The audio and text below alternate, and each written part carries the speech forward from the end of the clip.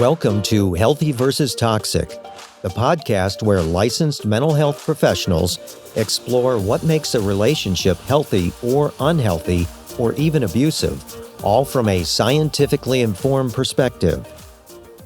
Hello, this is Dr. Grande. Today's question asks, is there any way to predict extroversion? So I think what this question is really getting at is, are there early warning signs to extroversion? And I think this is interesting because extroversion is a personality trait, not a mental disorder.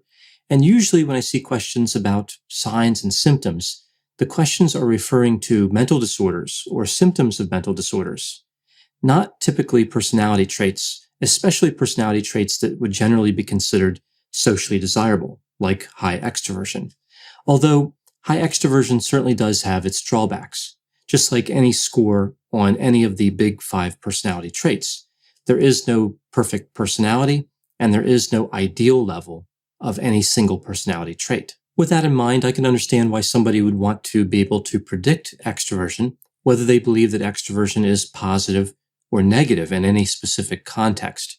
On the positive side of extroversion, we see it's associated with things like happiness, success in social environments, being promoted at work, and a number of other positive outcomes. On the negative side, we see that extroversion is associated with grandiose narcissism, loquaciousness, so being overly talkative, substance use, and risk-taking. So the good news in terms of trying to predict extroversion is that it is the most studied of the big 5 personality traits. Now, when I talk about the big 5 traits, I remember these through the acronym OCEAN: openness to experience, conscientiousness, extroversion, agreeableness, and neuroticism. Each of these 5 traits have 6 facets. The 6 facets of extroversion are warmth, so being friendly and kind; gregariousness, being spontaneous, outgoing, and talkative; assertiveness, being enthusiastic, aggressive, and dominating; activity, this is when somebody has a lot of energy and they always want to be busy; excitement seeking, so being courageous, bold, and adventurous; and positive emotions, so being happy, cheerful, and optimistic. Now, the facets on any personality trait, including extroversion, tend to move together, but they don't necessarily have to. For example, somebody could be assertive, like dominant, but not be excitement seeking. So they could be high in assertiveness and low in excitement seeking. Personality traits, including extroversion, are thought of as being relatively stable throughout the lifespan. So if somebody is extroverted when they're younger, they will probably continue to be extroverted as they grow older. In terms of where extroversion comes from, like what forms extroversion, we know that about 50% of the variance in extroversion can be explained by genetic influences, which of course leaves 50% being explained by the environment. This is called environmentability.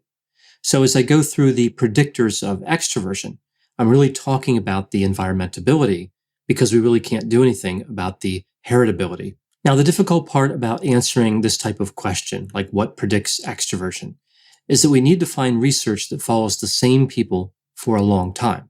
This is called longitudinal research. Now, I used a few different articles to put this video together, and I'll put the references for all these articles in the description for this video. One of them was based on the National Child Development Study that was launched in 1958. This study attempted to follow over 17,000 individuals from Great Britain who were born during one particular week in March of that year. There were designated follow-ups built into the study, so at certain points, the individuals were given different tests and surveys.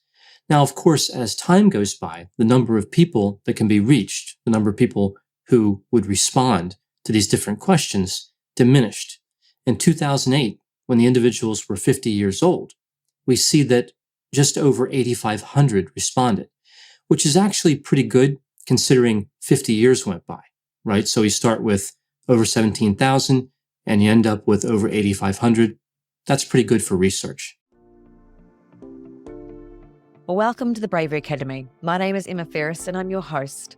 This podcast is crafted to share the stories of courageous individuals who've overcome adversity and found the courage to live their best lives. We'll explore the science of well-being, courage and connection, and interview top thought leaders, game changers, and survivors. It is from these stories that we learn what resilience is, how to heal, how to recover, and how to be brave.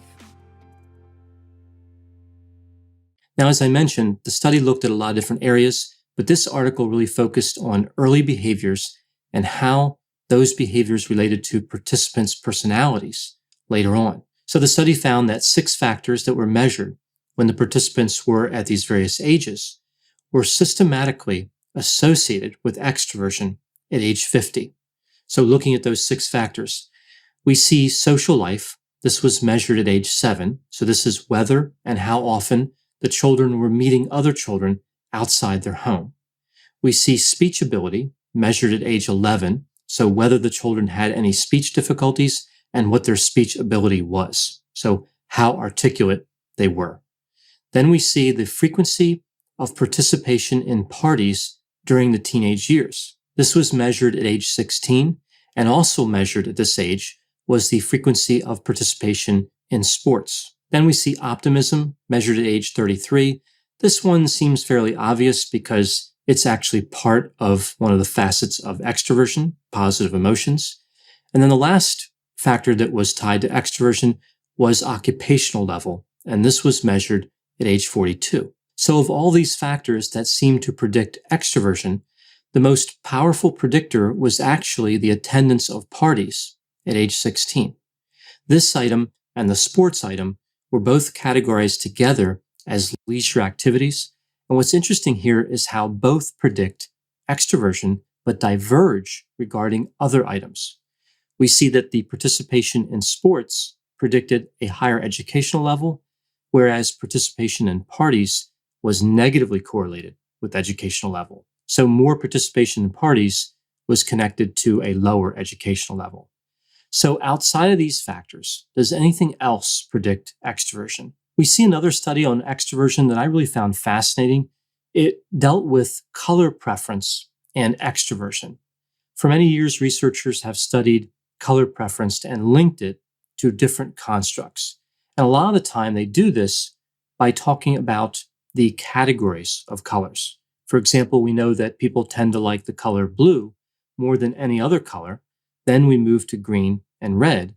The least favorite colors are yellow and brown, which makes me wonder if I should consider a different color shirt every now and then, but that's another story. So this particular study really didn't look at the colors categorically, right? So even though that's a popular way to do it, they really didn't do it that way. Now, categorical colors are called dimensions of hue, H-U-E. This study looked at other constructs around color called chroma and lightness. So chroma is sometimes thought of as saturation or intensity. It's referred to as the colorfulness of an object. And lightness is how bright an object is, so the amount of light coming from that object.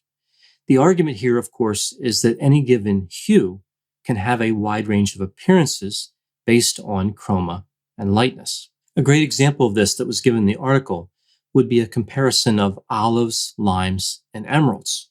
They're all green, but they look quite different. Emeralds are more vibrant than olives. They have higher chroma.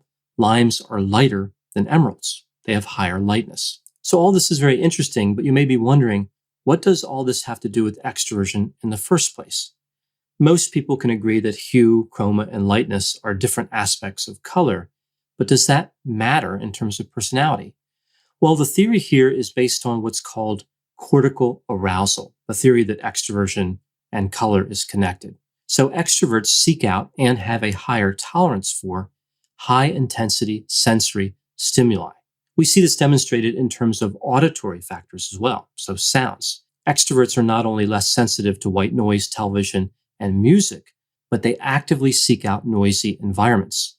Introverts are, of course, highly sensitive to those sounds and don't seek out noisy environments. They actively avoid those environments. As an introvert, I get tired just thinking about moving toward a noisy environment. Now, moving back to the visual factors, we know that extroverts have a higher tolerance for lights. So in taking this with all the other things I talked about here, it really makes sense that they may have certain preferences for color intensity. Now, what this article found was that extroversion is related to color preferences along the chroma dimension. The higher the extroversion, the stronger the preference for high chroma colors. Now, interestingly, higher scores of extroversion did not predict decreased liking of low chroma colors. So extroverts like high chroma colors, but they don't dislike low chroma colors. So other than cortical arousal, are there any other reasons why extroverts would like high chroma colors? Well, we're not really sure, but one theory is that they find these colors to be consistent with their personality as it's described verbally. These colors are often described as intense, loud, vibrant, and bold, which of course is how many people would describe those high in extroversion. So what can we learn from all these factors that seem to predict extroversion? Well, if you know an articulate individual who, as a teenager, drove their laser blue Corvette from soccer practice to noisy parties while wearing a neon green shirt and flame orange pants, and a few years later they maintained a high level of optimism while working in a kaleidoscope factory and moonlighting as a disco ball designer, you may want to consider the possibility that when they reach age 50, they will probably score high in extroversion.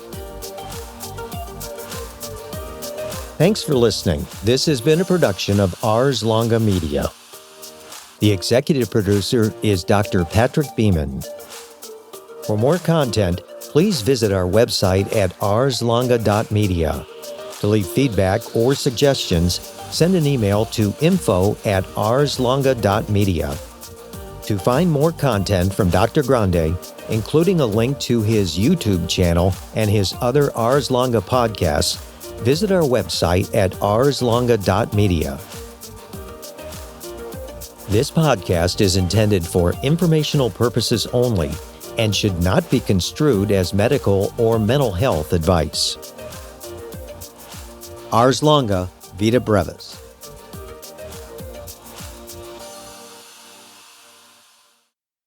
Hi there, I'm Heather Drago. And I'm Sarah Saunders. We host the podcast, That's a Hard No, about saying no and setting boundaries. So you can become that true and empowered you that this world needs. Saying no isn't just okay. It's the key to living an authentic, fulfilling life. I'm a licensed professional clinical counselor, so while this podcast is in no way a replacement for one-on-one therapy, I suppose I know what I'm talking about. I'd say so. We talk about learning to say no and set healthy boundaries and how it impacts mental health, physical health, relationships, parenthood, and more. Subscribe wherever you get your podcasts and visit our website, hardnopodcast.com. We're here to help you find your no and say it unapologetically. That's a hard no.